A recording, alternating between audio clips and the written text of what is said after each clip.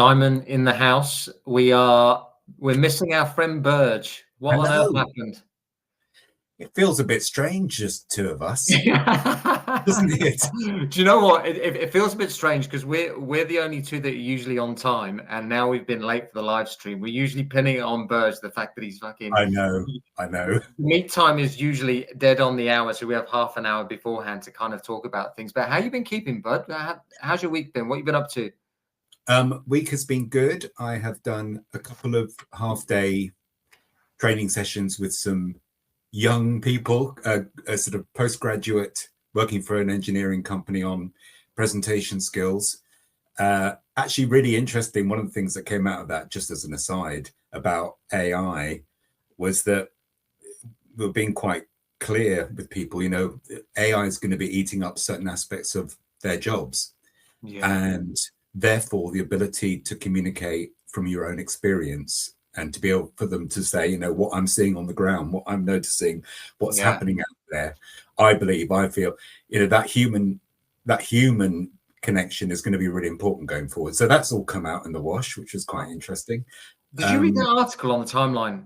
It was going viral on X. The guy who's one of like the AI engineers who wrote the language model for it basically just said, I've put myself out of a job here because this thing's fucking better than I could ever do. It's teaching itself. And then he's like, think about how it's put me out of work. Now apply that to everything that you think is a safe job, like whether it's being a lawyer, anything that's high level expertise. This thing is just going to swallow up. It's fucking crazy. I agree. And what's interesting is, just on that note, is that the irony is that we were told for decades, years and years, get a job, a proper job, get in an office, get a degree. Get a degree. Why on earth would you be doing a degree now? I have no idea. I know, unless it's really specialist. And yet, in fact, the people are out there doing more physical-based work in small spaces where, you have to be particularly dexterous. It's like actually, I saw a thing on. It was actually Adam Weitzman went on that School of Hard Knocks. Obviously, I'm now watching the videos, and the one guy's an electrician, and he basically interviews this one guy who's an electrician who basically is earning hundreds of millions a year because he's got all of these other he's basically like electricians, plumbers, all these people with like hands-on jobs that are basically a robot can't do when it goes into your house or whatever, or can't do now, is going to be the thing. Like all the jobs that we thought were kind of like for the underclass are now going to be the things. People earning like 300 grand a year as a fucking plumber. 300 grand a year, no student loan, probably a lot healthier physically. Yeah. Because choose your own hours, turn work away. Human connection, have small talk, cups of tea in the afternoon when they go to all this, and everyone else is stuck behind a computer. Folks, just for the people that have joined us, we've got a good, they're all good. Our chats are all good, mate. We love them. It's just because we come from a point of being an enthusiast. But if you could do me a massive favor on whatever platform you're listening to this on, please just give it a share. It is how the live streams grow. I know that X is having some issues with streaming. Looks like we've got a comment through already. Rachana Pathak says hello from LinkedIn. Really appreciate your message there. Before we came on air, you said to me something was which I kind of avoid. You said, "Oh, how's your dating life going?" I immediately projected, "Well, how's yours going?" And I thought, you know what, bugger it. Let's these personal chats that we have kind of backstage. So, how is your dating life going? It's a car crash, mate. Everything I put out is finely tuned and measured, except when it comes to my personal love life, which is just basically helter skelter. Yes. I seem to, because I project that behavior in relationships, it seems to be the thing that I attract. Simon, I didn't think this was going to be a therapy session, but we'll just roll with it. What do you attract? What is it you attract? Non-committal. Yeah. I don't know. It's a strange one. It's like, but then I think, okay, you attract people who are non-committal. Yeah. Okay. And actually, because I'm very I am a recluse. I do like my own space. I do like that connection with people, but then also I like to kind of break off and Do you know what I mean? I like to have my own Give independence. energy from your own time Yeah. on your own. Now that was amazing in my 20s and 30s, but as you get I'm creeping up to 40 now. I'm 40 this year, Good and Lord. I've started to think about it a bit more. I know you do the whole age thing. You're like, oh God, 40 is young and blah blah blah, and it probably You is, could be mate. my son. Yeah. You Well, actually could. to be honest, the way that we're speaking, bud, I probably do act along the lines of your son. I'm Well, just I gonna actually probably need some NFT, some dating tips from you, actually. go on. What's your day in life happening? First of all, how are you making these dates happen? Is it through a dating app, or do you go meet people Yes. somewhere? So obviously, I've got got 3 children who've basically grown up, been through the marriage, come out the other end, and it wasn't NFTs that ended it. It was other things. But true. Well, Bumble. I Yeah, like that because that's where the in a girl chooses you, right? yes, I think it's better all round and makes Or should people I? more I comfortable. can't assume, or the guy chooses you. I don't know. No, it's the woman who chooses. And actually, I know we're not talking about dating, but just to say, actually, there's some really lovely people that you meet. It's just that it's difficult to find, particular person you really connect with. But the other thing is, of course, I have to, maybe where we might be going wrong is on the first date, they say, well, tell me about, what other things do you like? And I go, NFTs. This is Oh, Christ, what's that? And I yeah. go, I'm going to try and hold back. I actually say Mhm. to them, I'm actually going to really try to hold back because I don't want to bore you to death.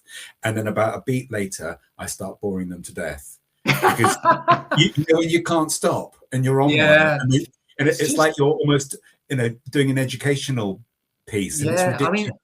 Like, chill yeah. out. I sort of I relate to it on such a big level. I mean, I did go on this. We're still on the dating theme here, but I went on a date with a girl, met on Hinge. Pictures were lovely. You connect on message and all this sort of stuff. Haven't met yet. Showed a few of the boys at the gym. I'm like, mate, she's a rocket. She's like a 10. I think she's really attractive. We meet, we hit it off. I'm not drinking or anything like that, but I'm like, no, fuck this. She's having wine. I'm just going to have a couple of beers and we're going to let loose. And we connected and it was great and blah, blah, blah.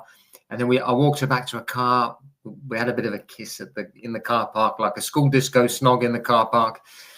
And the next day she messaged me saying, oh, I didn't think we had much of a connection. And I'm just like, oh, fuck. I'm like, and do you know, I think back to it and there was a moment there where she asked me what I did. And then I'm like, well, I'm a writer. And she says, well, what do you write about? And I'm like, well, it's modern finance. Oh, well, yeah, what's that about then? And obviously being really interested. And then I get down the rabbit hole of NFTs and then the explanation. And then it's like, this guy must be a fucking loser. It's like that song that was going viral in 2021. The girl sings, "You've got open sea on your mind." Oh, yes, yes, and yes, we're yes. and we're not fucking tonight. Da, da, da, da. Anyway, Yes. Can I say one last thing? go. I think Carrot Lane should actually start its own NFT crypto dating site. So bring people together. And I got Tomato.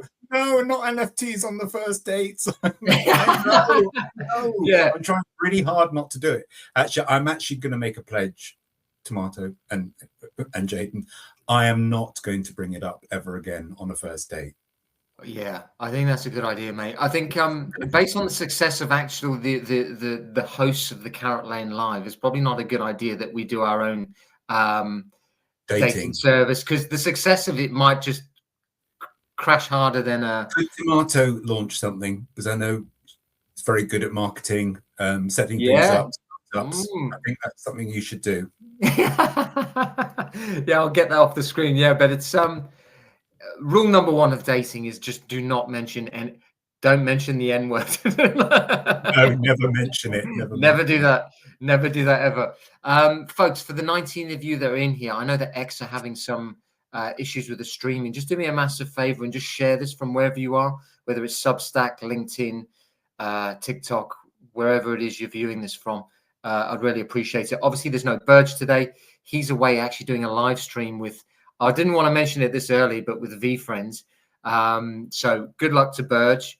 We're only on episode 20 and he's already turned his back on us for another stream. No, I'm only joking. He's actually gutted not to be here.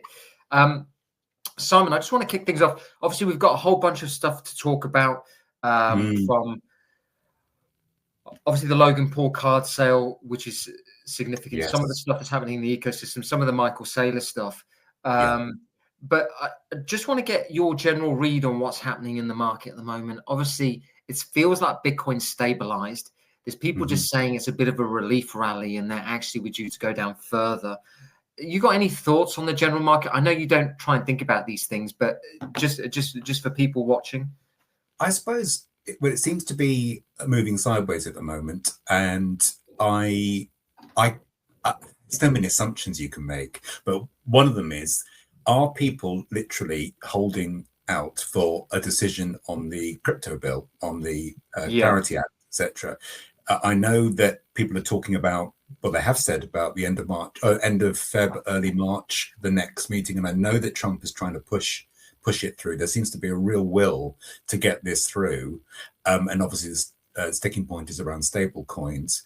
And maybe that's what it is. Maybe there's a bit of a limbo that we're in. I think the NFT market is not necessarily, it is obviously a reflection of the crypto market, but they are a little different from each other.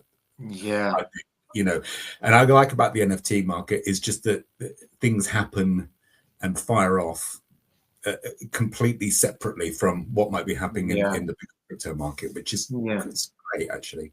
Yeah, I mean, I think the NFTs have shown some real good strength, especially in light of, obviously, NFTs are a huge function of the Ethereum ecosystem. ETH is down 40%. Did you ever see any of the posts that Tom Lee was posting? I mean, it would have gone well into January, and he's like, no, ETH by the end of Jan is going to 8K.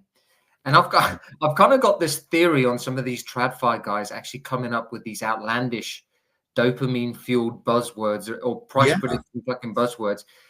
It's almost like a PR stunt to deliberately put themselves in a position of scrutiny.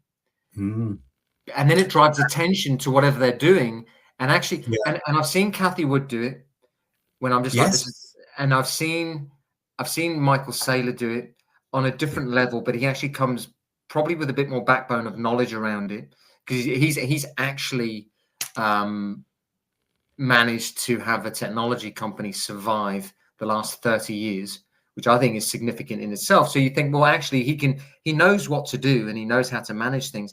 But what do you make of like Tom Lee's predictions? Do you think people hang on that?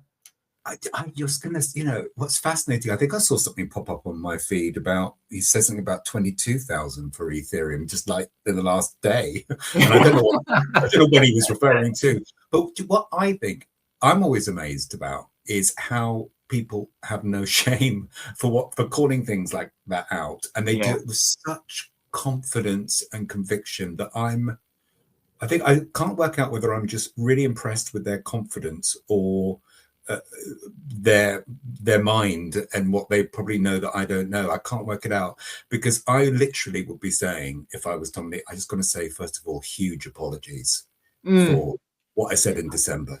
But he goes on the news. Also, what I said in January, I was absolutely rubbish about what I said. Doesn't mention it.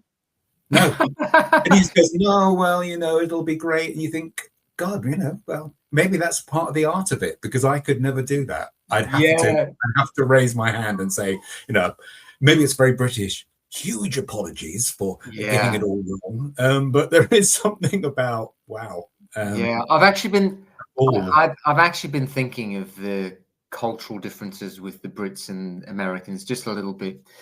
This is going to take this. I didn't realize this was going to go this angle, but did you see that guy in Texas who was an English guy accidentally shot his daughter? No. Okay, so basically, was that a while ago? Was that quite a while ago? A few months ago. But basically, as it turns out, they had an argument about Donald Trump. She was anti-Donald Trump. I think he was pro-Donald Trump or whatever, or the other way around. And I was looking at the police footage, and actually, it's funny you say about the British thing. is that there's no charges being placed on this guy, even though the coroner's report is that basically he shot her in the chest or something, and there's no ways that it could have. I don't know the details of that, but there's no ways that it could have happened by accident. And I was looking at the body cam footage, and because the guy's British, the American guy automatically believes him, because there's this kind of like, and I don't know how I was looping that, or even that there's any connection in that. But just to kind of but yeah, I'm just saying it's like interesting. There's this almost air of confidence, the fact that if you've, if the way he was speaking, the police officer like, oh, okay, yeah, definitely an accident, blah blah blah. And that's why this guy's got no charges. But it's it's all an illusion. It's all just shot his daughter. Yeah, I don't know. Anyway, so obviously the Tom Lee stuff is a bunch of bollocks. He's come on the scene. His Bitmine company is obviously buying up Ethereum. The other funny one I saw on the timeline was Rob Kiyosaki, who was very famous for the book Rich Dad Poor Dad. I don't know if you've obviously been in the coaching realm. You've probably come across that book. Yeah. But he was on the timeline going, you guys are a bunch of losers. I'm buying into the pain, blah, blah, blah. Someone then pulls out a post from 3 weeks ago where he's basically saying he's selling. He's selling a bunch of these. And it's like, it's either one or the other. Like, you're either buying a bunch of Bitcoin or you're selling a bunch of Bitcoin. And the thing I think is the crowd hang on to price prediction buzzwords. And if you can confidently state your claim and say something confidently, whatever it is, and predict something, they hang on to it with confidence. And if it plays out, the act plays out. But if it doesn't play out, you just pretend you never said it. But the problem is, that is so true. And you know what, Jaden? That is a really good point. It's the confidence of communicating a prediction or an idea. And because you're kind of playing into people or playing on people's need for certainty when we're talking about a completely uncertain market and trying to predict the future prices. And half of it is the confidence. And yet, when someone actually finally confidently calls them out, and if they could just challenge them, intelligently, calmly, just want to give you a reflection of what you've been saying over the last 3 or 4 months. On each of these dates, what you've claimed is this, and it hasn't happened. And yet you confidently predict that in the next month, it's going to be even higher. Tell me what that's about. Because, because it's like... It's not regular.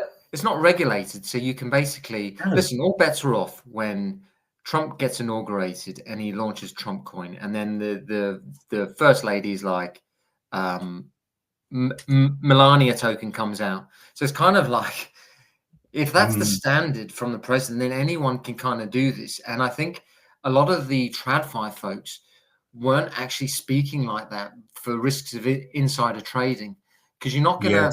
You're not going to talk negatively about something, or people could see, because obviously if you have a publicly traded company, if you sell or buy stock, you have to announce it to the market. But if there's anything that happens before that, where you're trying to manipulate the price to get yourself a better entry or sell a top or whatever it is, then it obviously causes an issue. But in crypto, it doesn't fucking matter. The thing's so volatile anyway. I mean, Jamie Dimon was on a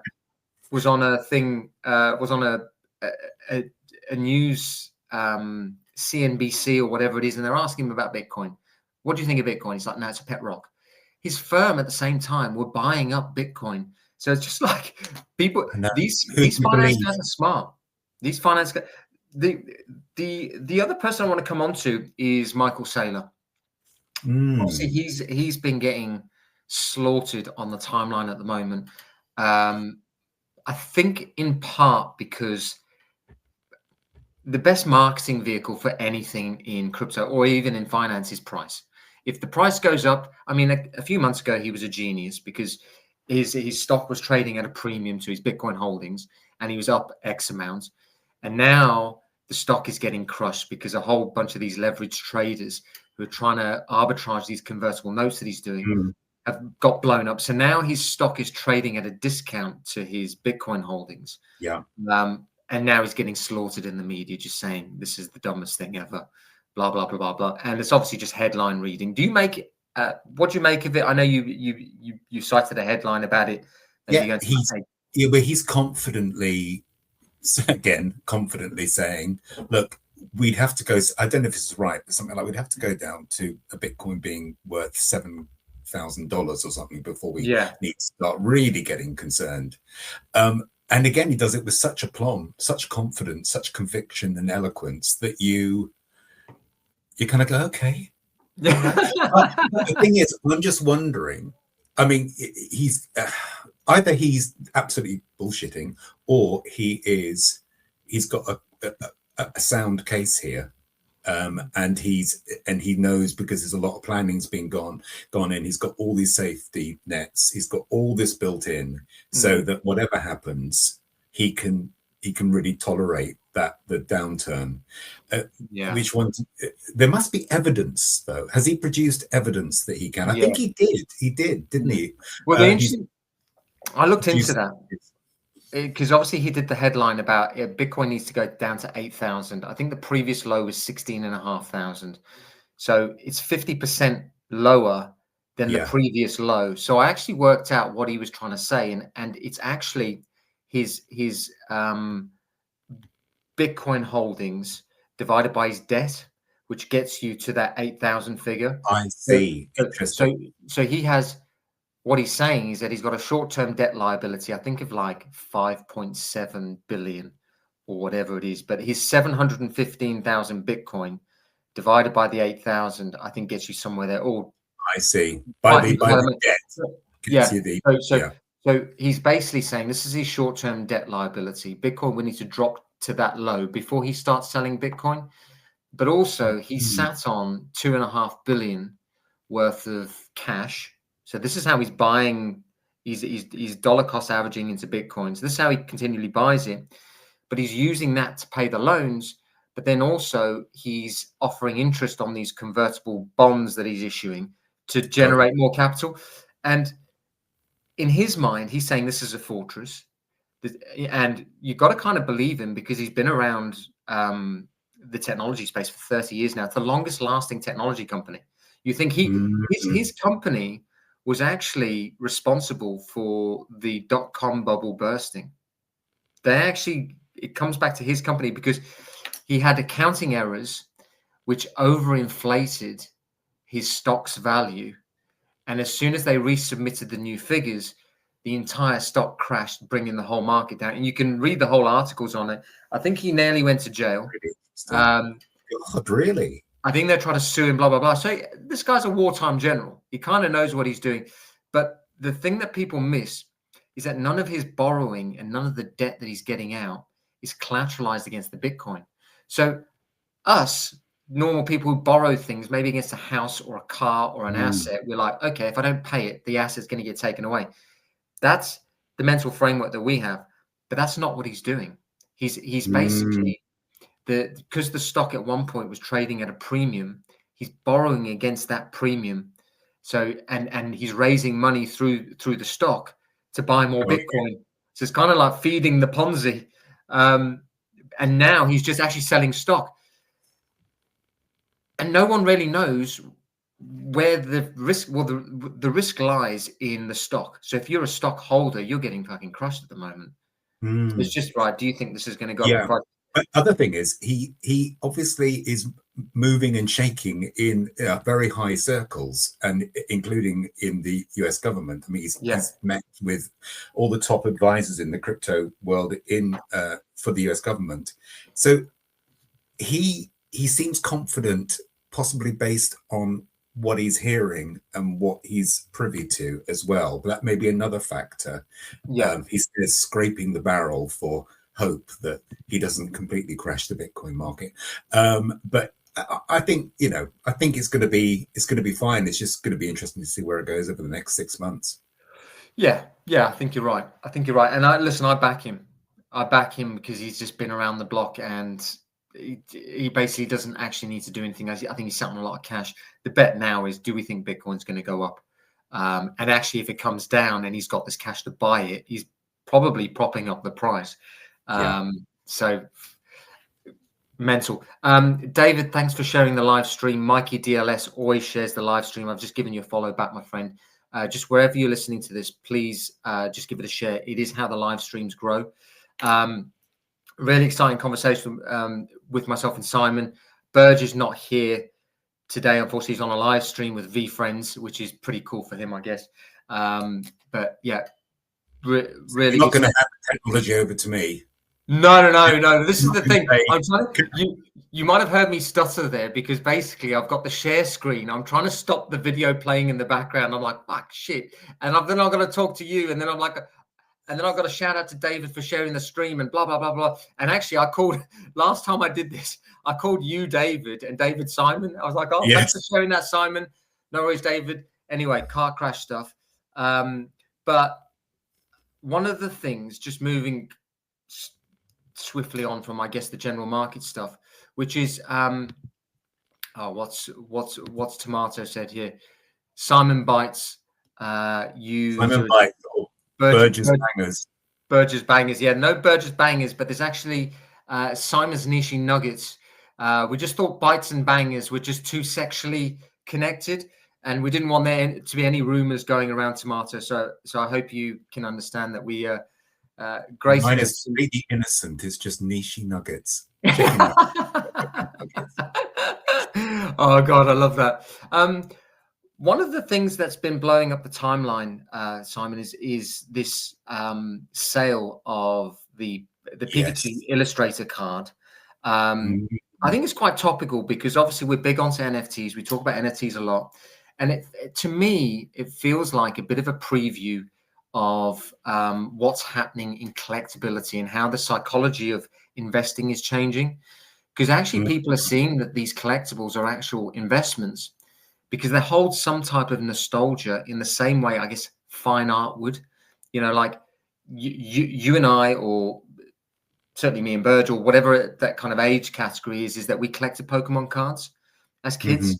And it brings back that nostalgia. And actually there was, I remember being in school and, you know, the one kid in school who had the hollow Charizard was like, and this thing was like fluffed on the edges and not knowing that it was going to be worth a shit ton, but it was shiny and it looked cool and he had it.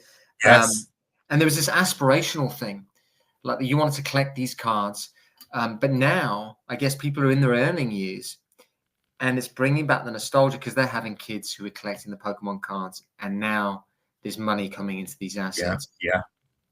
What do you make of all of that? And what did you make of the sale, the Logan Paul sale? It was all, you know, felt very staged, obviously, and it was a big moment they wanted to capture of this sort of the handing over. Was it with around? He put it around his neck. It was hanging diamond encrusted and all that kind of stuff. Yeah. So that was a bit of a show.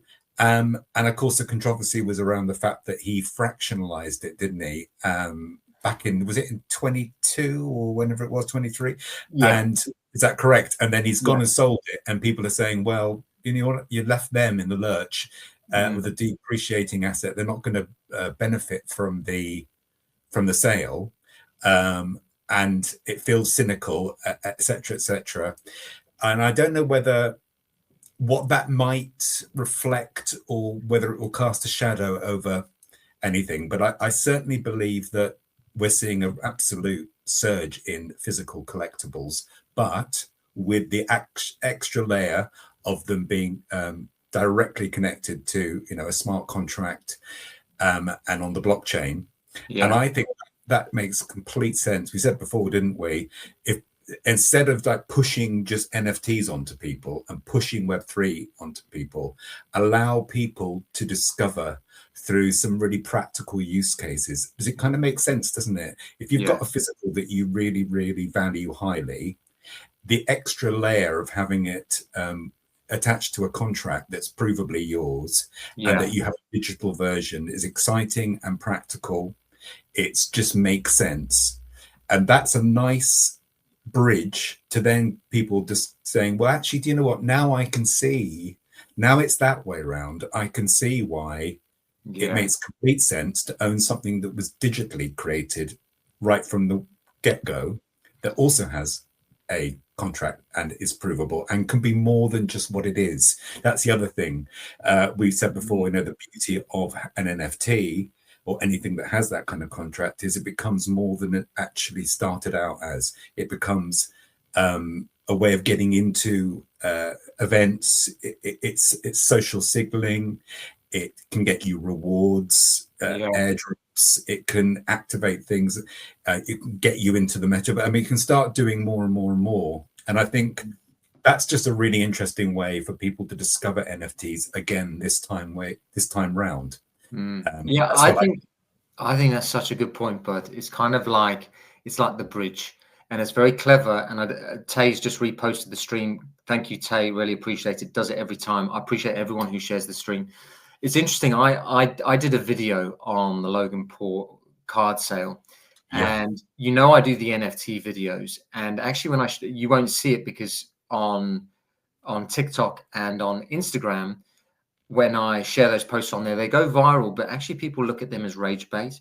So I thought I'd do something different, and I would cross-pollinate the Pokemon card sale and actually just introduce NFTs. But when I shared the Pokemon sale of $16.4 million, all the comments are like, yeah, fair enough. Seems like a good buy. It's probably going to go up in price. All these kind of comments of logic. Obviously, you get the odd one saying that's just absolutely crazy. Why would anyone buy that? Blah, blah, blah. But largely because people resonate with the card. However, it is just a piece of cardboard with some ink on it. I know. It's like, guys, actually, and we'll get the video on in a second.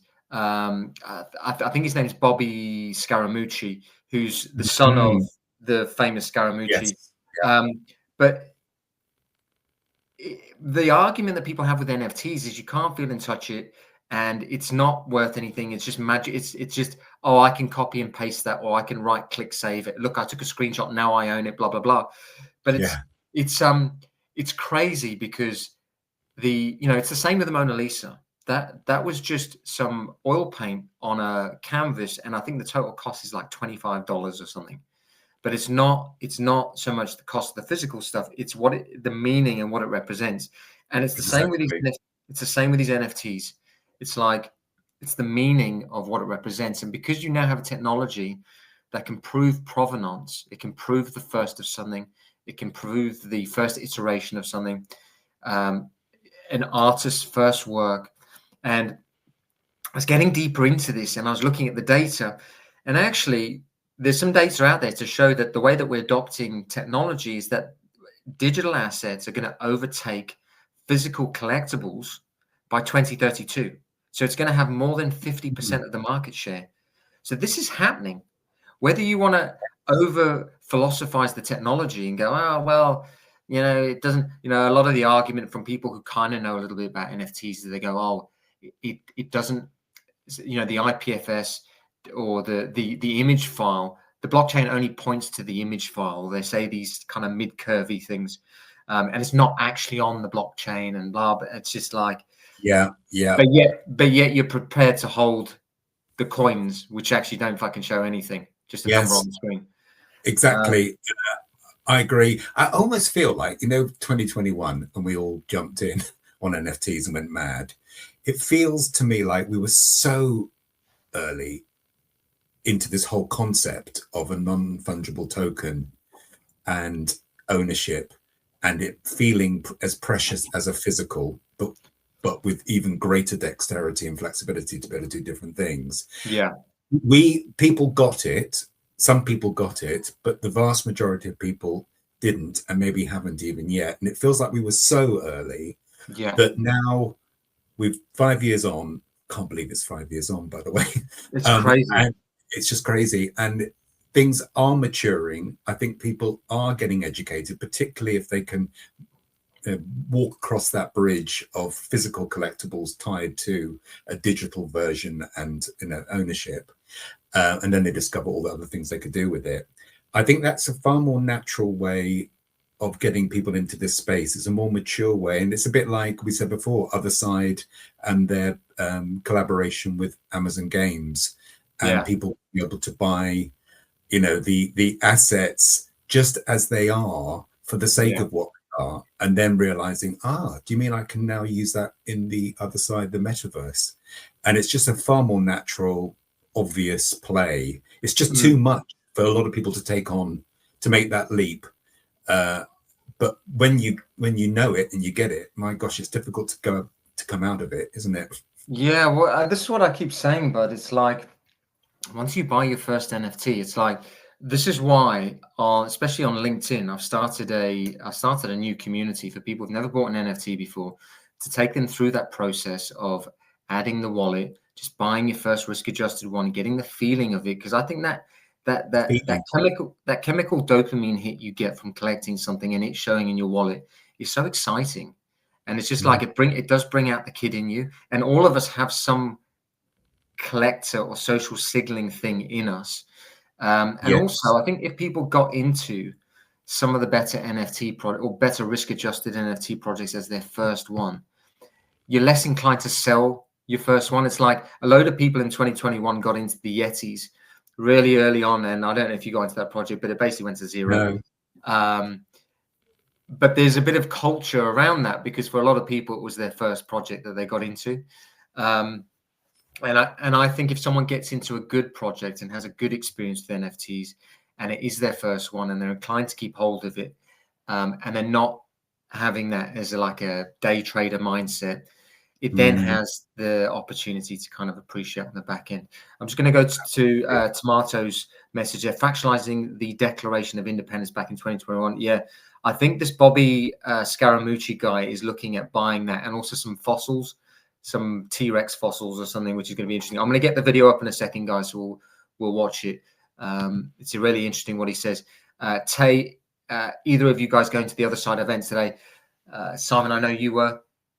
I might be. I'm about an hour and a half away on the train, which I know sounds nothing probably to a lot of people, but I have got my kid here who I look after, single parent. So maybe I shouldn't leave him too much. Mind you, he's only 6.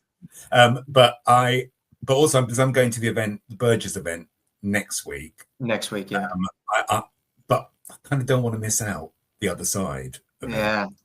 So I've got plans tonight, or I would have been there. I think it's a good one. But I think what we've got to do, Simon, is pencil these things in. Tay, are you based in London at the moment? I know you were coming back from Thailand. So yeah, just let us know in the comments, mate. But I'm definitely going to be there next week, so it'll be good to catch up with you. I'm just going to remind me. I want to just say before you do that, Digital Tomato put out a really good article, which I was going to mention to you before we went live on this. I'm just having a look for it. Just about two types of ways that people launch NFT collections, which I thought was really interesting. Yeah. Obviously, she's recently been working for World of Women. She's knows what she's talking about, and I thought it was really interesting. So I'm going to get that reference a bit later. Okay. Tay's just put yes, he's in. Simon is my favorite. Tomato, come on now. We're all your favorites. I thought I was your favorite. No, I'm my favorite because I've mentioned the article. Hey? I'm the favorite because I've mentioned the article. No, you're all good. I'm just going to dive onto this video a second, and this is a real eye-opener, because there's obviously not luck associated to this, or this isn't someone who's making a brain dead purchase. There's obviously some thought process in this.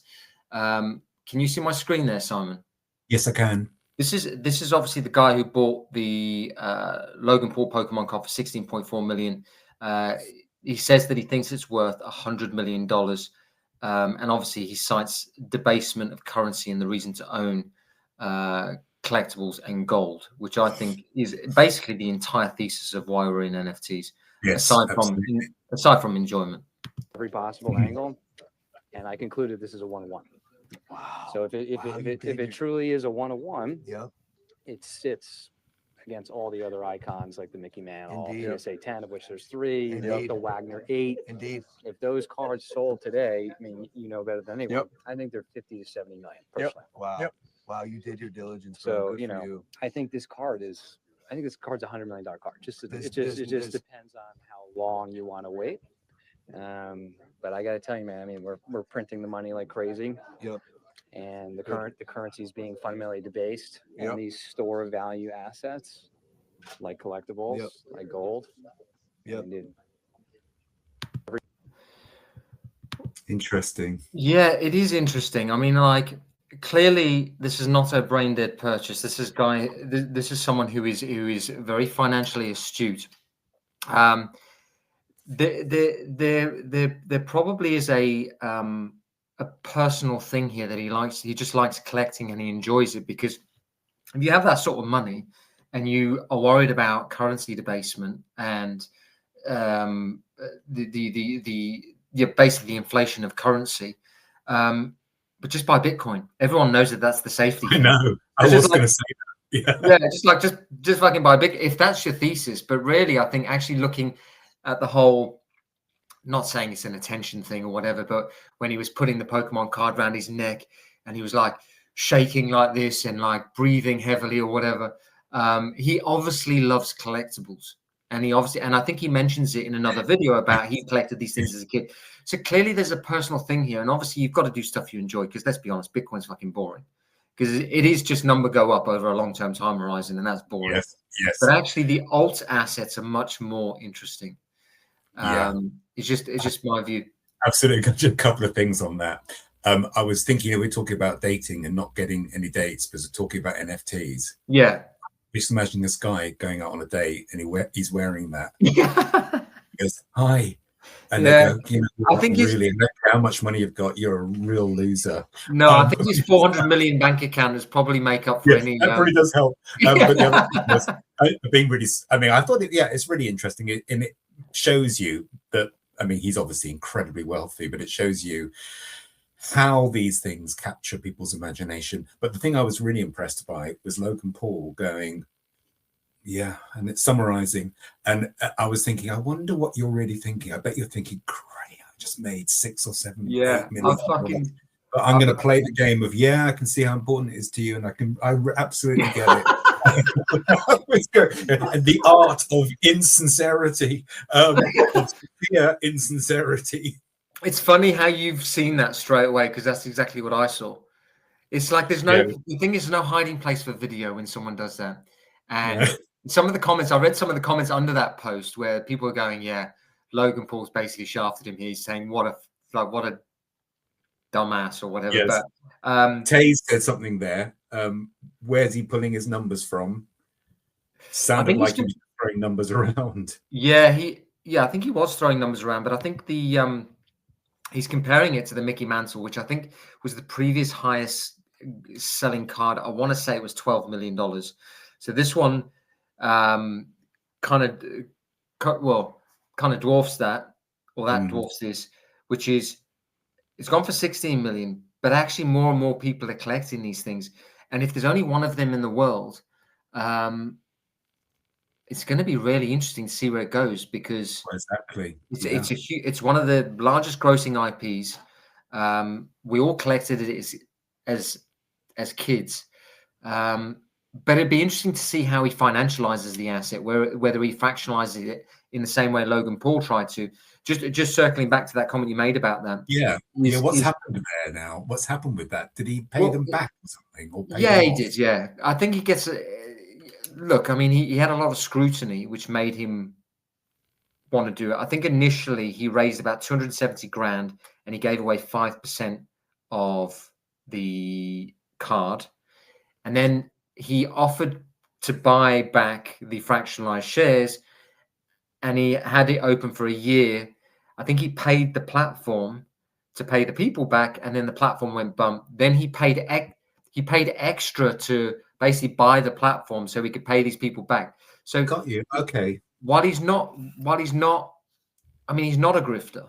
I don't give a shit what anyone says. I know it's because people want to follow the tide of opinion on the timeline by dunking on these people. But I don't know any influencers that have gone to those lengths to try and help people who are down bad on their investments during a time when NFTs were pumping and everything is down by 95%. It's like, guys, he's fucking doing, there's no other people doing that to rectify an issue. And he's doing it. Now, I know he got called out by CoffeeZilla and all these things, and that probably prompted him. But he's very much about protecting his reputation. And these people are up now. He's given them their money back. They're up while every other one is down. But there's people outside of the space that want to dunk on him, saying, and very funny that there was a PR report that came out that said this card sold for 5.2 million. And people were sharing it going, yeah, Logan Paul's the biggest dumbass, blah, blah, blah, because he bought the card for 5.5, now sold it for 5.2 million. And then the fractionalized owners make up like 2 million of it. And it's like, I think he did that on purpose, got this false PR report. Then the next thing you know, it sells for 16 million and he's like shoving it down people's throats. And then everyone's deleting their posts. All these. Oh, really? Oh, yeah, no, it's crazy. Like, I'm kind of in tune with what was happening on the timeline, but this is the thing. He's at least doing something. There was a whole bunch of people who just turned their backs on stuff. I mean, I'm not afraid to say, like, we follow each other, but Beanie is a very popular person on the timeline. He does kind of rub people up the wrong way, but he got involved in a project called Endgame, and that people got into that and lost a lot of money. I lost a lot of money on that, more because I was just trying to practice on something that was different, so I could get exposed to something that was different. But I overexposed myself in something I wasn't really interested in, didn't really understand, and lost it. And that's completely on me. So I blame no one. But again, it goes back to your comment about these people just show back up as if nothing's happened. Oh yeah, he had this project called Blute, which is basically I don't know, it was like a concept coding thing. And he kind of made it speculative, ran up the prices, sold into the bids, and then just let the thing dump. So a whole bunch of people lost money. And now he's kind of turned into the negative uncle on the timeline, shaking his fist at the sky. Now it's all doom and gloom, and the space is dead, blah blah blah, and says all these things. So I think the ultimate thing is take responsibility. That brings me. Go on. No, I agree. Yeah. I know. I was, we talked about dating earlier. I was just imagining. I wonder if Jaden is saying this on the first date. Mate, to be honest, it's making perfect sense why their eyes are glazing over. Because if your eyes are glazing over, I'm screwed on these dates, mate. No. and not in the good way. Not at all. No, you were about to come on to something.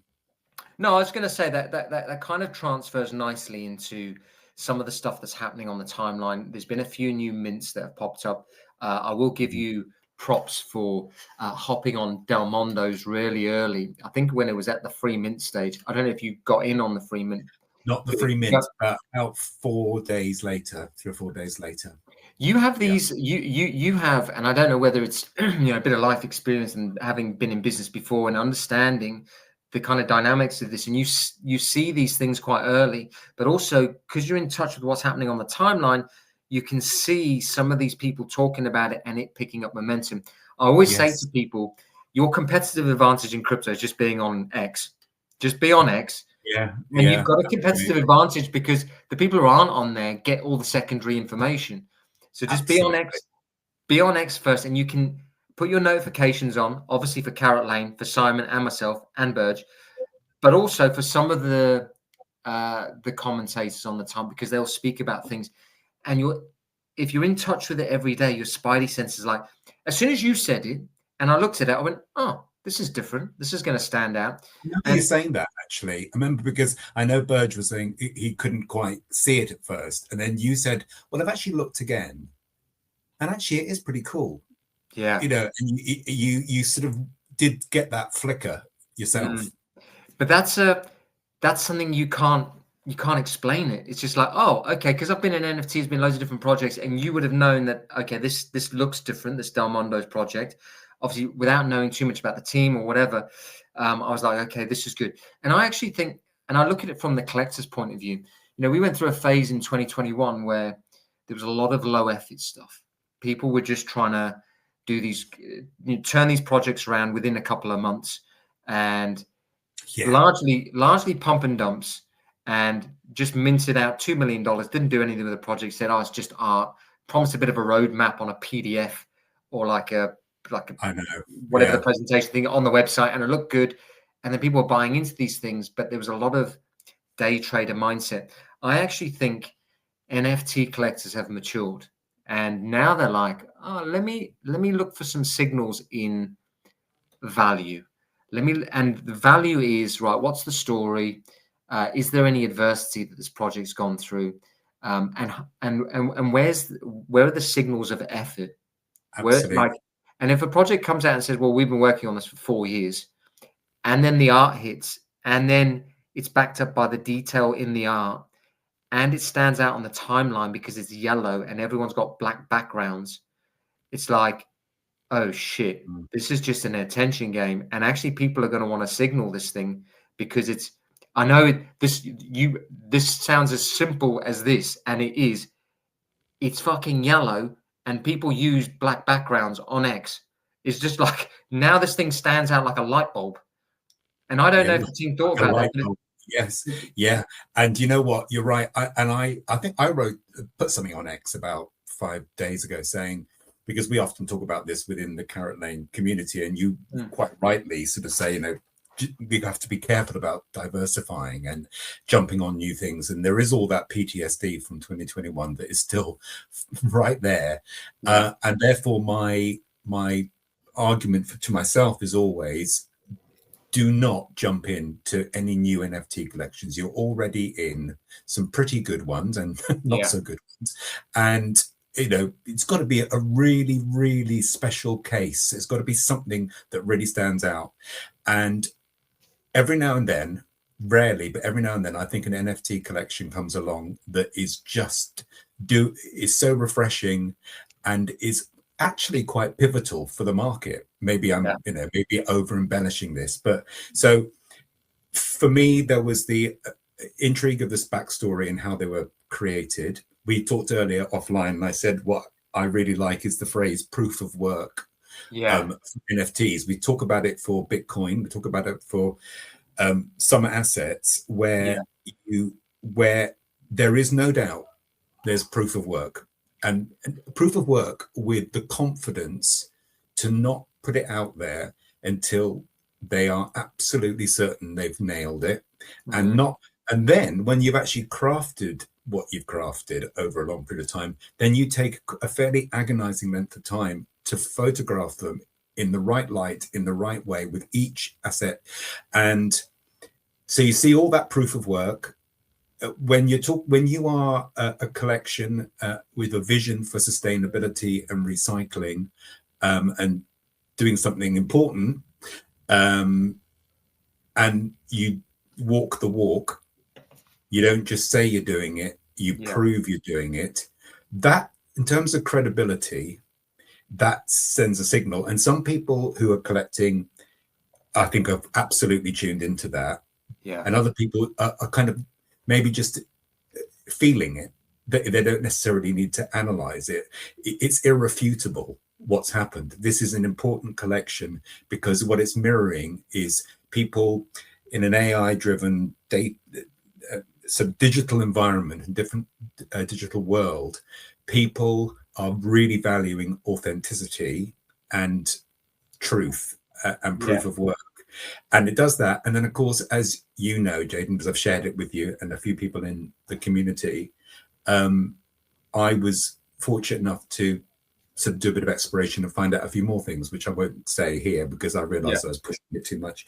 I spoke to Benny and Charlie, who were such lovely people who took the time out to connect. And they gave me information. They were very humble and gracious and highly credible, lots of valid, relevant experience over a long period of time, each in their own respective industries. Great advisors in the background. And obviously their vision is much bigger than what we're seeing, but what we're seeing already is huge and I think important. And I think it reflects this whole thing about people are loving their physical collectibles and making the journey from the physical to the digital. And in a strange way, even though this was always built for a digital market, it did start over 4 years at a physical starting point. So I don't think it's a fly by night. I don't think it's a pump and dump. I think it will. I mean, I think everyone's saying at some point, and it has a bit actually, it will retrace because nothing goes up forever. But actually, I think it is here to stay, and I think it's important. One last thing I'd say is that, I have this concept I keep going on about, my cellmate. Yeah. Help me. I actually became my own cellmate. And I thought, no one's actually going to tell me, grow up, do it for yourself. So, but the funny thing is, Jaden, I did sell some. Yeah. Okay. And then I went and bloody bought back in, didn't I? What an idiot. I went and bought, but what I did do, I hope, to be fair, was I then bought back ones that I thought were even more, I appealed to me even more, and perhaps had that sort of sense of rarity. I think it's funny you say that they're going to retrace. Tay just said there has the Del Mondo's doing, Simon. We're talking about that at the moment. Obviously, the price action went from free to, I think the floor price went up to like 0.19. Or the listing price, I think the highest sold was like 0.17 for a floor token.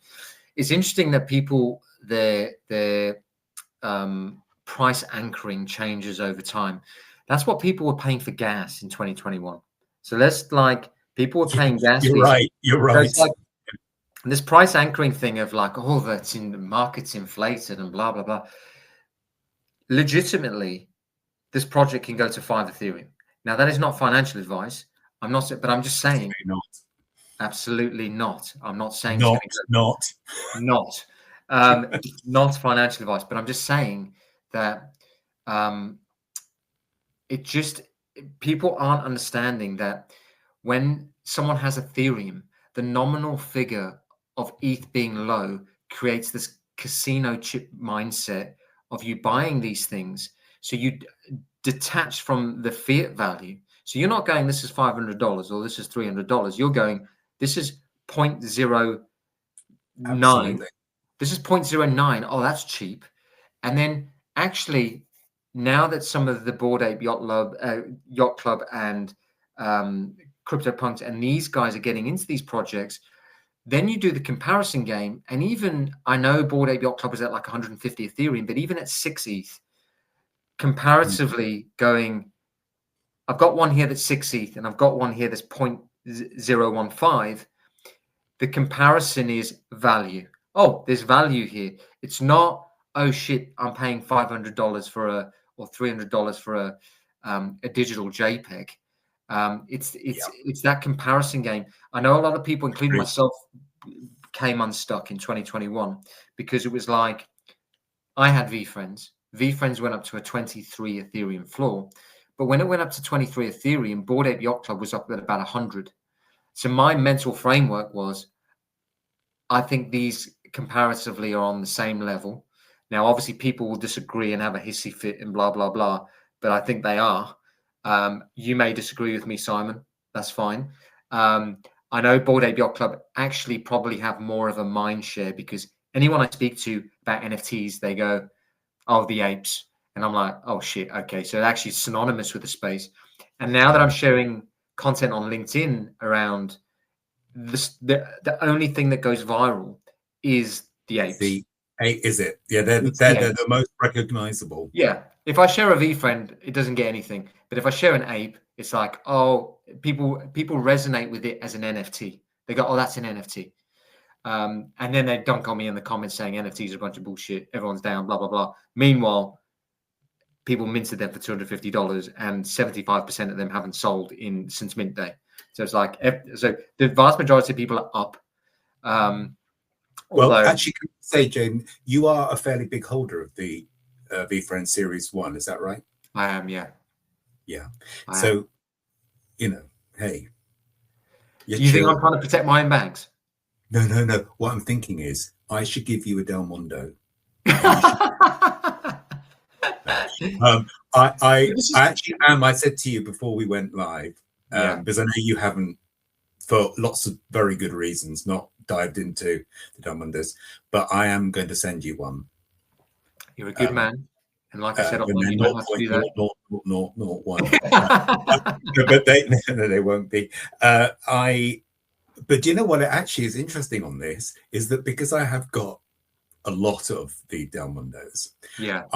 Not a lot of them. I mean, I've got a lot. It sounds like I've got the majority of them. I could sell a few and get a V-Friends Series 1. You could. So I am going to do that.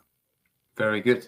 I'm going to do it, and then you can completely never talk about V-Friends ever again. I like it's interesting when you get burnt in the way that a lot of people did in 2021. You are more thoughtful about capital allocation. Ben Fuller's just put it there. He's put exactly what I was going to say. Let me just pop this What's up. that? 2 VF1s equals one Del Mondo. So yeah, my I've got one of those. Yeah. So my thing is, people who were in the space last time round wouldn't have thought of capital allocation in the same way, because they just would have bought stuff. To be honest, to flip it, because it wasn't there wasn't the good vibes clubs. Obviously there was chimpers, but there wasn't the kind of really good arty stuff that had a lot of effort and detail that went into it that you wanted to socially signal. So then it just became a flippers thing. But now this time round, that any bit of capital you put into this, you want to maximize your capital allocation. And just what Ben said there about 2 V-Friends 2 versus 1 Del Mondo, that's how I think about it. My view is that, and this is different, and this is not even like you get into these things or these projects because of the mental stimulation it gives you, the research behind it, connecting with the team, actually just liking the art, liking the story.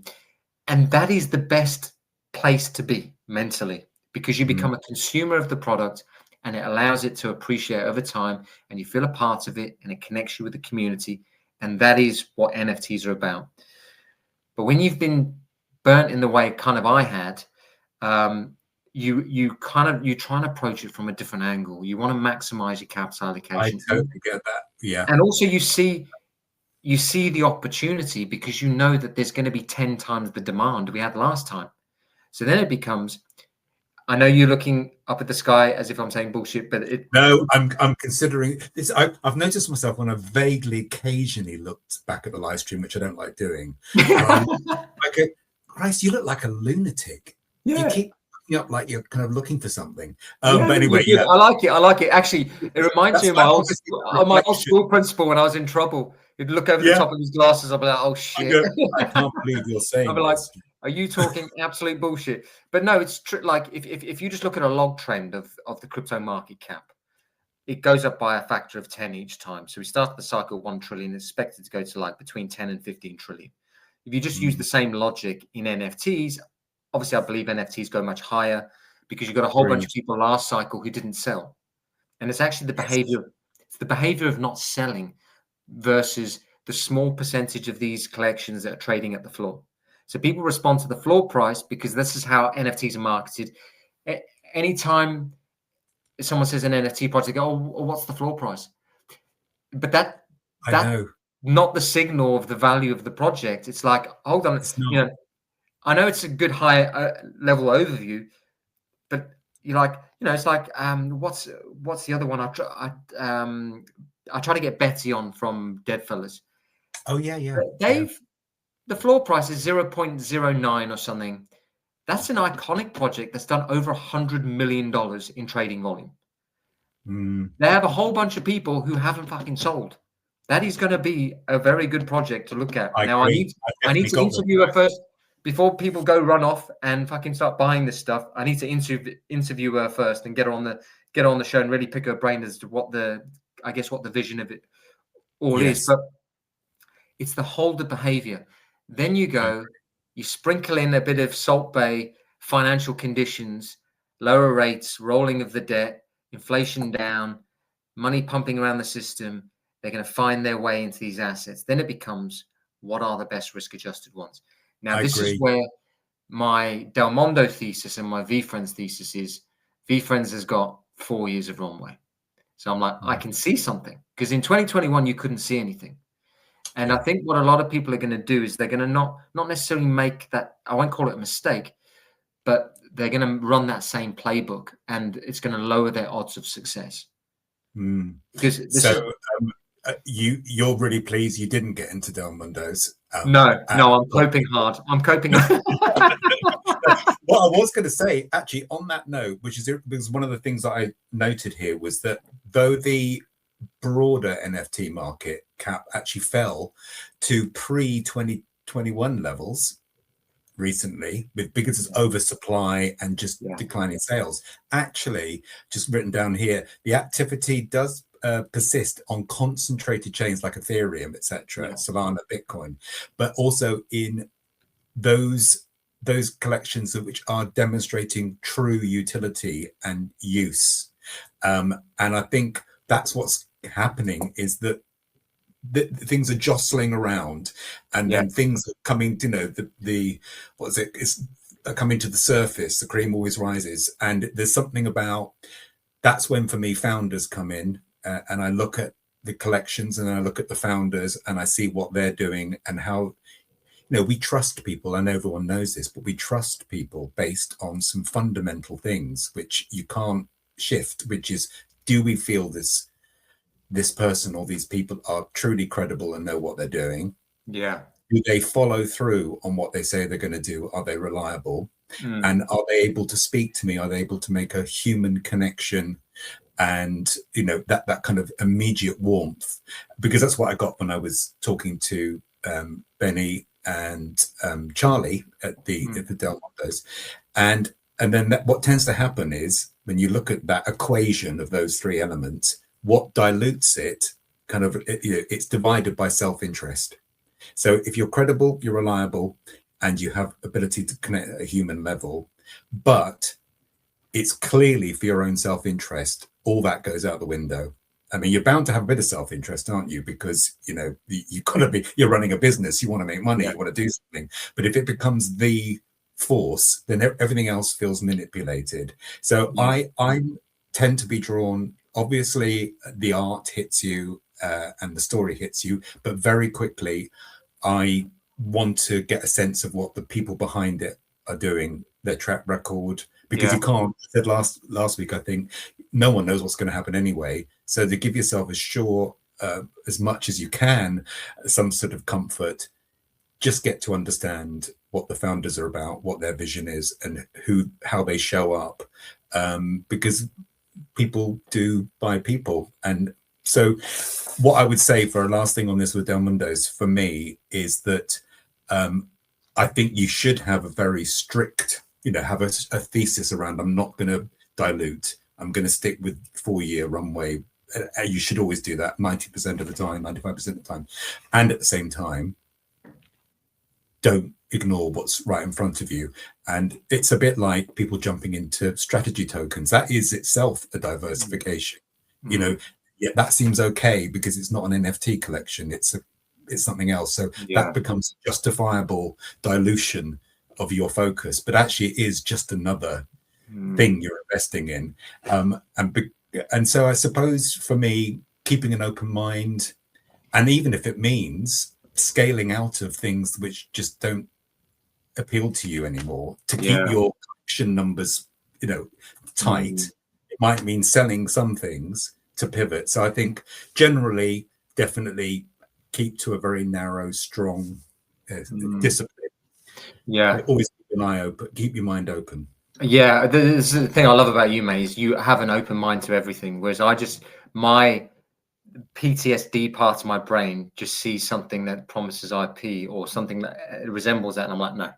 And actually, you've actually helped me get over that hurdle of actually, no, Jay, just be open. And even on the multi-chain thing, I know you did the G's on and the apes.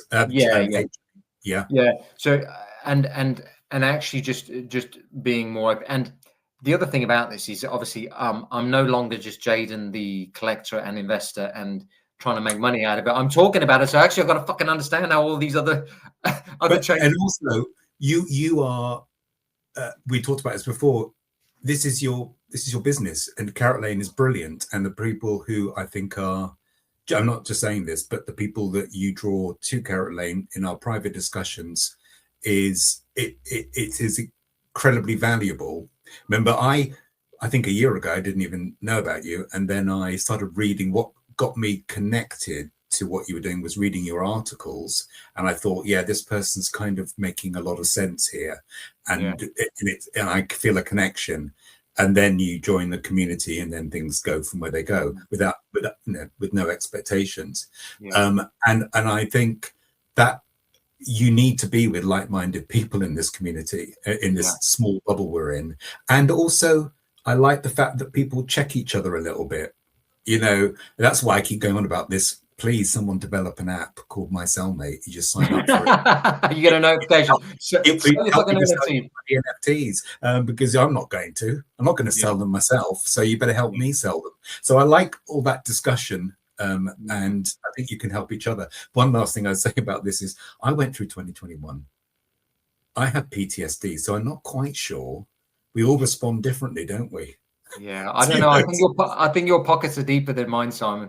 But what I would say, not that I made a huge amount, but because I had a theatre school for 27 years, which I started and then sold about a year and 3 months ago, gave me a little bit of leeway.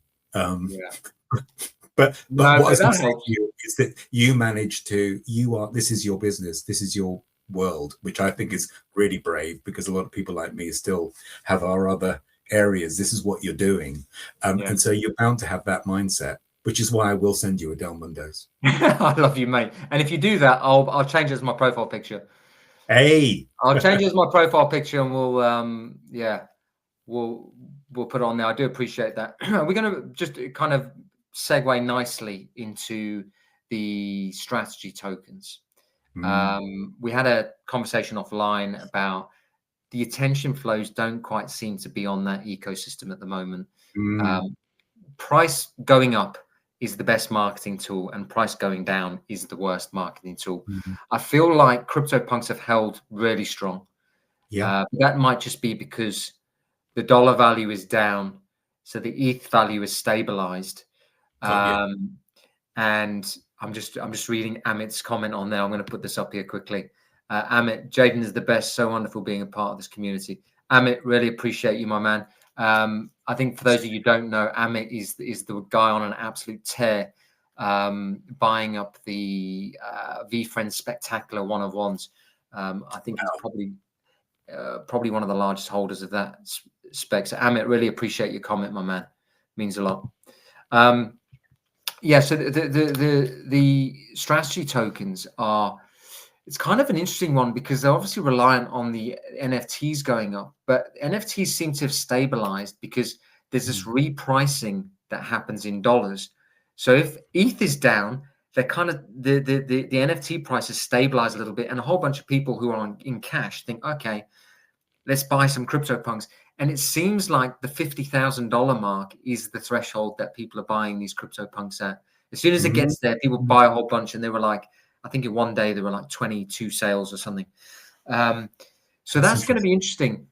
I have said quite a few times that probably the stuff that Token works, and I know that there's been some open scrutiny on the timeline, but I think they could just do a little bit more by just keeping the attention flows out there, just going, because it is a very niche-y thing, and just doing a little bit more to bridge the gap between the NFT projects and the just the whole concept of the strategy tokens. Alexander Mayer, who's in our private group as well, messaged me a really interesting thing. And if the floor price of the NFT project is low, it doesn't make the strategy token that inviting, because you just buy the NFT. It's actually, the strategy token, I guess, only comes into play where the floor price is quite high and it prices a whole bunch of people out. So then the strategy token is almost a kind of way of having a bit of access or economic share of the NFT project. What are your thoughts on that? Well, I mean, and also the other thing, of course, about it is that they are more liquid, the token strategies, aren't they? The strategy tokens. So they can be appealing from that point of view. What we've always said is I love the fact that it doesn't have any emotions, the machine. And so it doesn't really care what we say. It's in a sense, that's what I think the beauty of it is that it's just going to do what it's going to do. And I strongly would assume that when NFTs start really going again, it starts to come into its own and the attention comes back. I'm really interested in what you said about, maybe they could do a bit more to market it. And I'd love to know what the reasoning is if someone actually sat down with Adam and said, look, what gets in the way of you just doing a bit more to keep it in view? I wonder what he would say about that. I know he's got his own principles of things, which I do admire. I just wondered what he would say. What do you reckon if someone actually said to him, what's stopping you from just giving it a little bit of a boost and getting it out there a bit more? Do you know what my answer is? I don't think he knows how. I don't think the marketing element is his thing. You're talking about a guy who's very technically minded, and he's built this idea in his mind that it's got its own self-sustaining marketing vehicle, because each time one of these sells, I mean, I guess this is proof of concept. Ben Fuller's just wrote, Good Vibe Club are 18 strategy NFTs away from smashing the wall.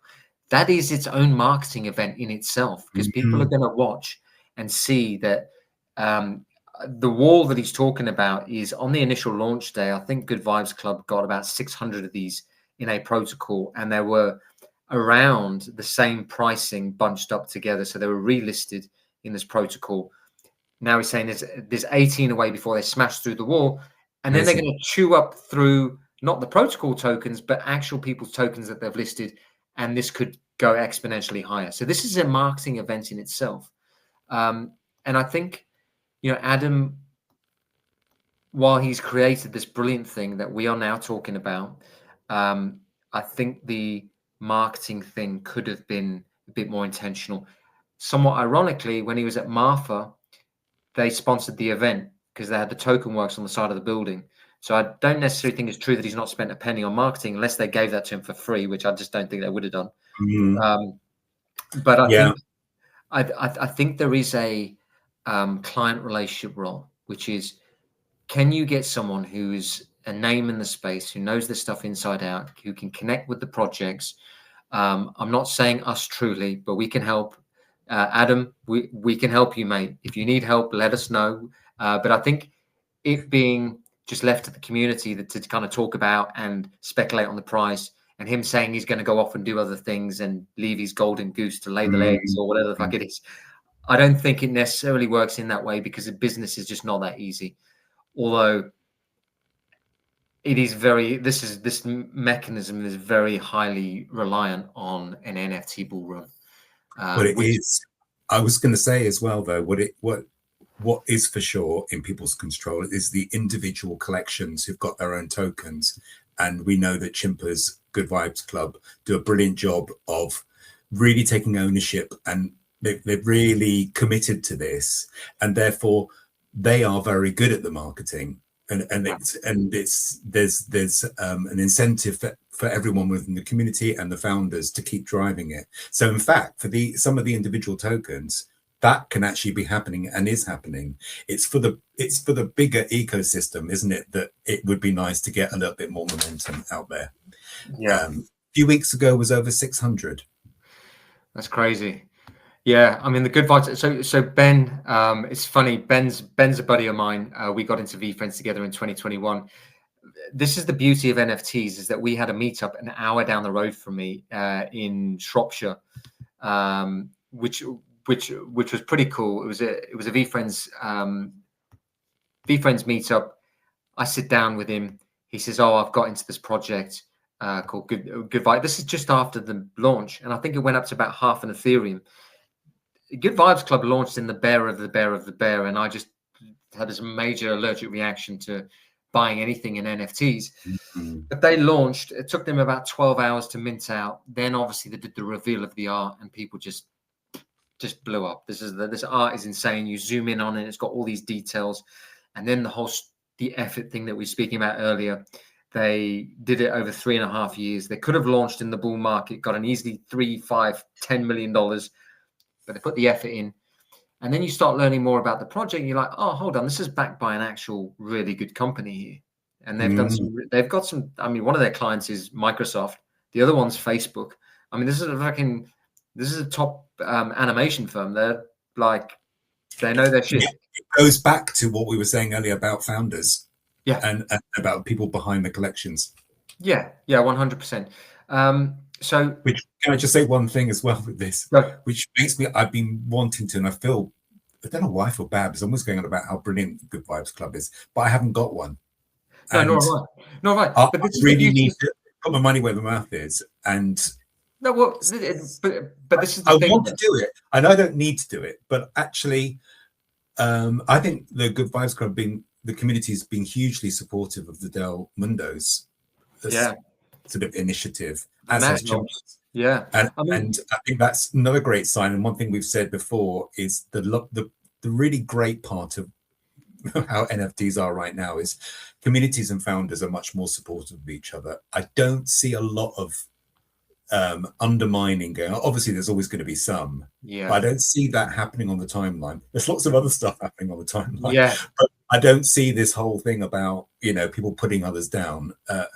Just the player versus player thing. I think that I've seen a little bit of it. I saw a little bit of it between Spencer and Chris, but more from Spencer's end, because I think they were arguing about the strategy and the TGE and the kind of differences. But this is the thing. You say, I need to get a Good Vibes Club. It's because you have a conscience. You know that Good Vibes Club is a good project. So you think, I need to own one to show my support, instead of just vocal support on a live stream. And that gives you a bit of a conscience, because you're like, actually, I haven't actually got one, but I'm saying it's good. And I'm... Yeah. Maybe it feels a bit false. Am I being authentic about it and all that kind of stuff? Probably a crazy mindset, because you can cheer people and collections on from the sidelines, right? This is it. And also, the beauty of the strategy tokens, which no one talks about, is it gives you exposure to the ecosystem. We would never have spoke about Chimpers. We would never have spoke about Good Vibes Club had we not bought Punk Strategy. And then the NFT strategy site then shows these different assets. And now it comes on the timeline that Good Vibes Club have adopted the strategy token as their native one. Then it's like Chimpster, or Chimpers have adopted Chimpster as their native token. And because you're on the site and it's got the dopamine loop of the attention flows, it then connects you with the other projects. You buy a bit of Vibester. Now you see the price going up like a hockey stick during 10-10, when it should have been going the other way. And you're like, holy shit, this might actually be a hedge against everything that's happening in crypto, because it's the productivity of the business and their market buying their token. Very interesting, isn't it? Yeah. But then it bridges the gap between going, oh, I'm going to spend 0.7 Ethereum on an NFT, versus, oh, I'm just going to put maybe $200 into some Vibester or Chimpster. Now you've got some exposure to the asset, you've seen the price performance, and your risk appetite is improving. So then you think, oh shit, maybe I will get the NFT, because now I want to be a part of the community. I'm in the Discord anyway, and other people are social signaling their badges and their PFPs. Maybe I want a bit more of a say in the conversation. And that's the way to do it. The strategy token is the lead magnet for NFT projects. Yeah, and I think that bridge again. I think 99% of founders don't even know that. And this is where token works need to go, guys. This is what this fucking thing does. It's a this lead is what it magnet. Can do for you. This is what it can do for you and your business. And I think you think about Good Vibes Club, obviously launched when things were not hot in the NFT market. Chimpers came at the very end when things were starting to sort of dilute, go downhill. And then you've got the Del Mundos at this stage. So it's not all about actually investing or starting a project or an NFT collection in the bull market. It's actually a really good test of endurance and commitment launching when you're in more of a bearish market. They're expensive now, Simon. Floor is around 0.9. What's that for? I think it's Good Vibes Club. I know they are. I know. The thing is, it depends what you mean by expensive take, because you were buying and selling NFTs for 15, 20 Ethereum in 2021, bud.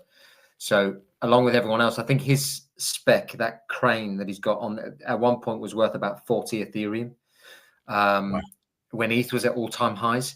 So it depends. This is this price anchoring thing that people do with NFTs about it being expensive. Just have to look at the holder behavior. I think it's like 80% of the supply hasn't moved since mint day. The supply is low. I think it's 69,690. I love the way you say about. And I know 690. No, but so yeah, so people are holding. It is clearly it's the best performing one during the bear market.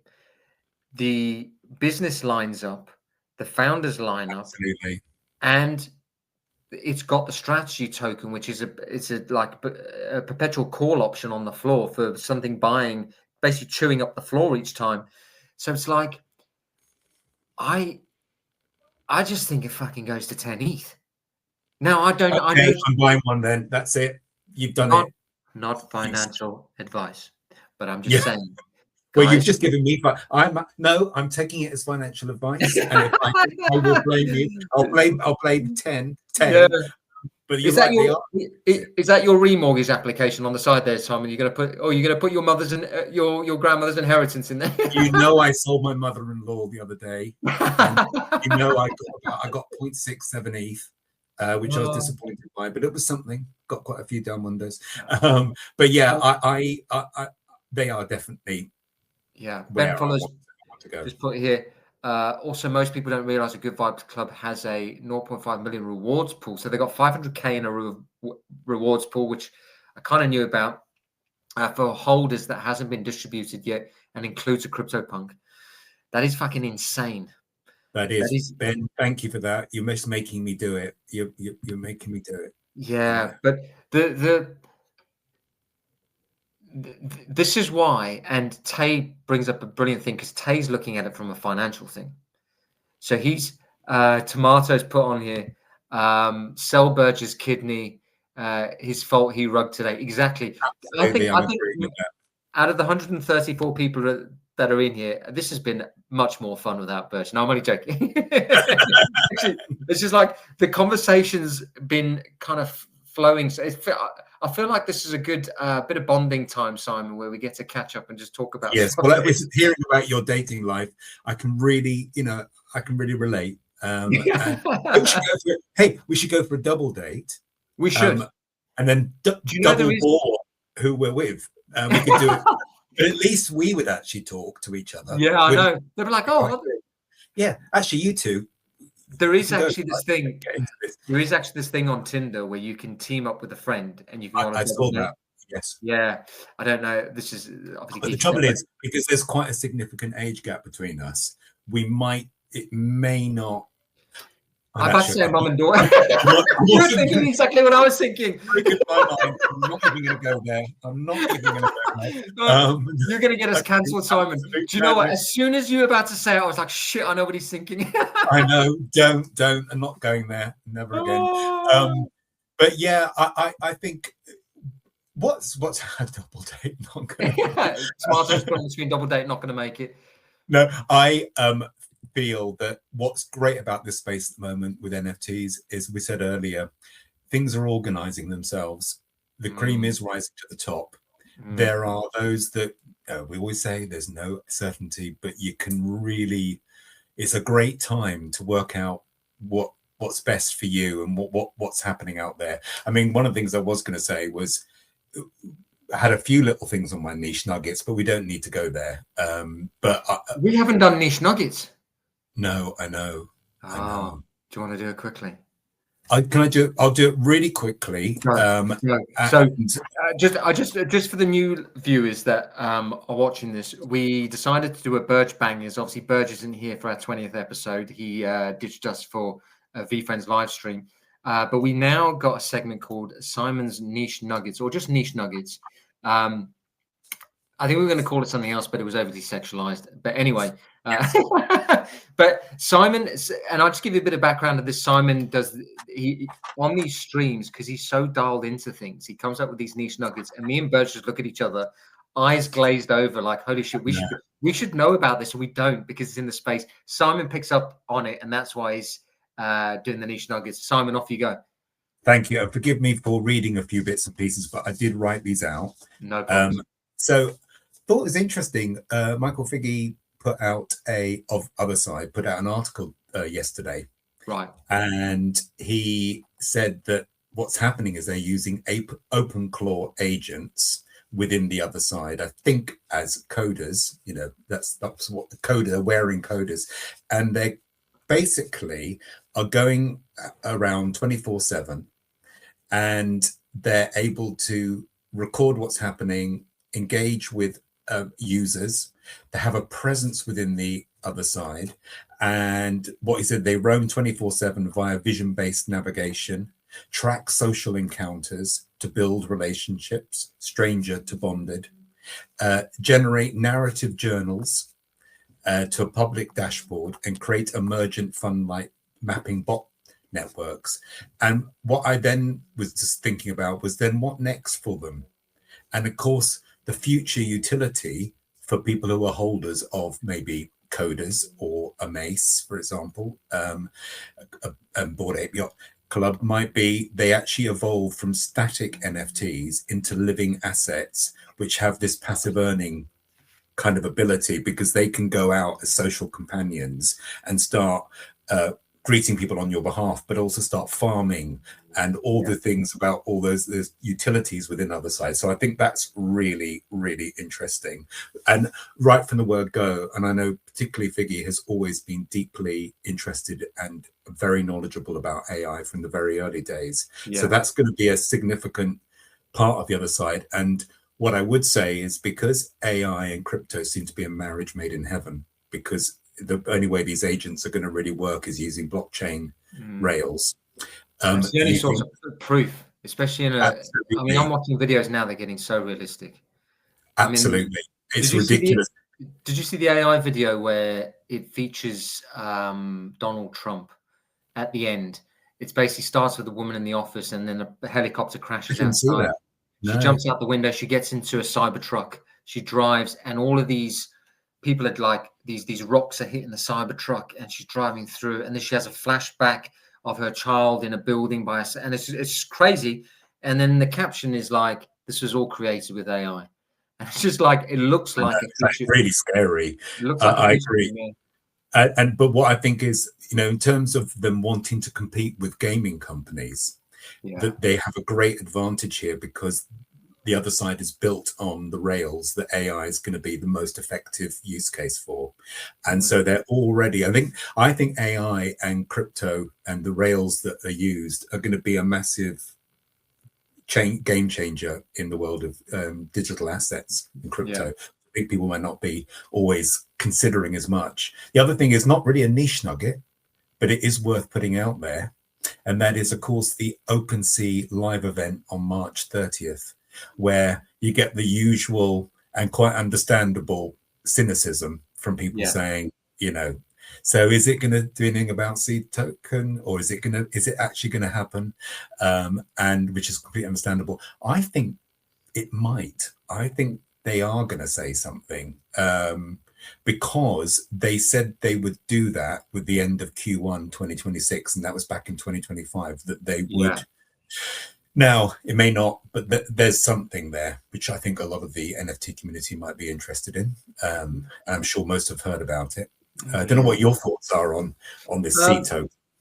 I think whenever anything's given away for free, I think the likelihood of people holding on to it is if they expect the asset to go up. And that's heavily reliant on financial conditions. And I just don't think it's in a time in the market for them to do that. And I always say price going up is the best marketing tool, price going down is the worst. And if someone gets something for free, even though they've participated in the network, and I don't know, they're going to support, they're going to do airdrops for people who have had historical activity and paid all these gas fees and blah, blah, blah. But people are going to sell it because they don't feel like they've got money in their pockets. And if there's too much downward price pressure, it's not going to reflect well on the token, unless they come up with some mechanism for people to. Well, I think they will. I think they're going to come up with a mechanism. They would have thought about that. They would have seen what's happened with other token launches. And I think that they are going to be mindful about how can we give people an incentive a real incentive to hold on to at least some of it. So I think that's interesting. I felt like my great list I've created. I thought, and it is related to crypto. This, we talk about X money and about whether they're going to integrate crypto, and there's a bit of a this maybe won't happen quite as soon as people think, but there is the smart cash tags which are coming out over the next few weeks, which is more about a use case for those is that, when you see the Bitcoin, sort of the $ BTC, ETH, Tesla, TSLA, you will click on those with these smart cash tags. And what it will do is not just allow you to, from within the X platform, see prices and so forth. You will, within X, go to the marketplaces. So you can buy coins, you can buy crypto, but from within X. So it's taking away that friction. And it keeps within X, which I know is the vision of the Everything app. But the idea that it's going to make these clickable links really interactive, not just static where you get a bit of information, but you're going to be able to really engage with that, I think is really interesting. And again, I think that's something to keep an eye out for.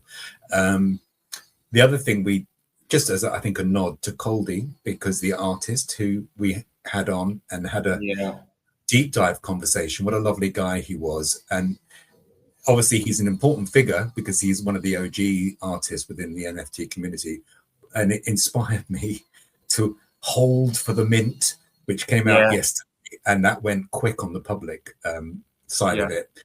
And what I was going to say about that goes back to the physical for me, is that he literally was sitting in his studio, wasn't he, with the three of us all online, and he was so enthusiastic, and he was picking up the physicals and showing us, look, that is the physical version of the digital that people might have.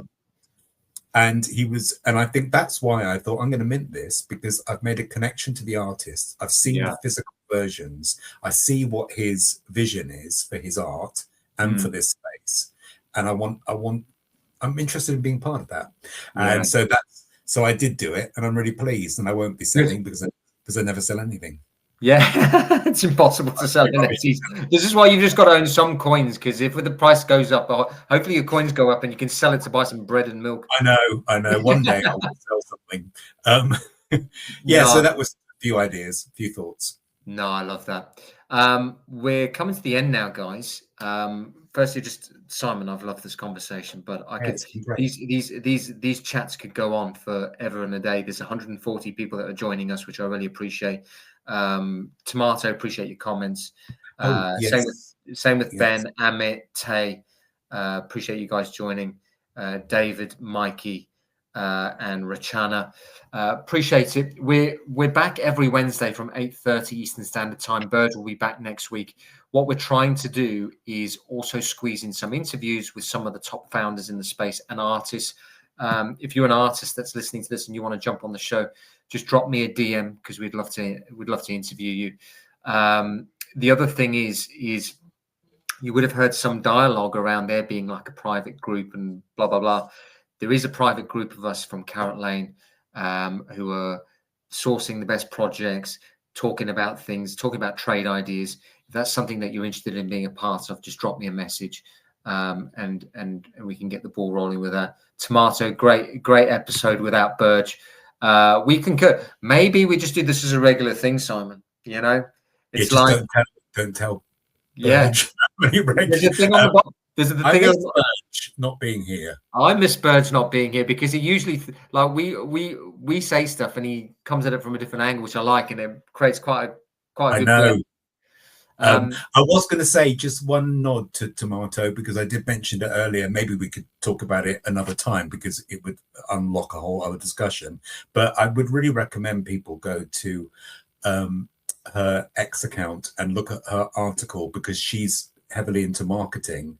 Right. And that's her thing in Web3. And she was just mentioning, as just a high level premise here, two marketing philosophies which are kind of still dividing Web3 and often the NFT launchers. And she talks about the pressure model, which is you hear the language around "you're crazy if you miss this." Real ones know if you fade, you don't deserve to be here, and it's quite short-lived.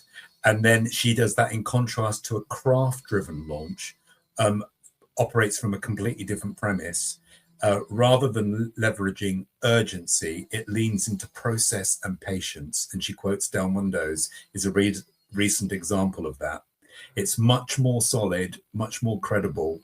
And I think that's an interesting article. Maybe we'll talk about it another time. But I think... Is it the one pinned to the top of her page?